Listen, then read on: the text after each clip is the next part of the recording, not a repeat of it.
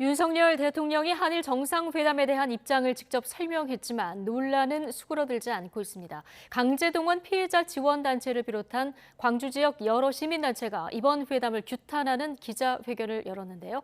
대통령이 우리나라 사법주권을 스스로 포기했다면서 헌법 위반이자 탄핵 사유라고 목소리를 높였습니다. 나현우 기자입니다. 평화의 소녀상 앞에서 일제 강제동원 피해자 양금덕 할머니와 시민단체가 기자회견을 엽니다. 당장 중단하라! 윤석열 대통령이 한일 정상회담에서 강제동원 피해자들에 대한 일본 피고기업 배상 책임에 면죄부를 주고 구상권도 행사하지 않겠다고 약속했다며 반발하는 겁니다. 나는 솔직히 대통령이 우리나라 대통령인지 애국 대통령인지 도대체 감을 못 잡겠습니다.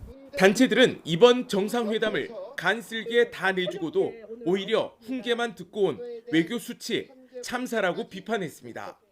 특히 사법 주권까지 스스로 포기했다며 그 자체로 헌법 위반이자 탄핵 사유라고 날을 세웠습니다.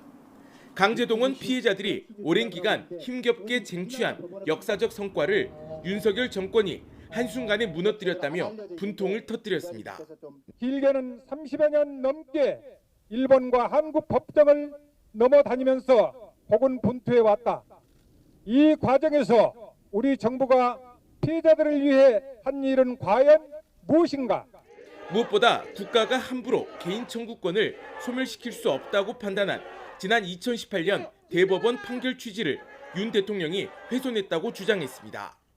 우리나라와 일본 사법부 모두 강제동원이 불법이었다는 점을 인정하지만 윤 대통령은 일본의 항의는커녕 강제동원이 아니라는 훈계나 듣고 있었다고 지적했습니다.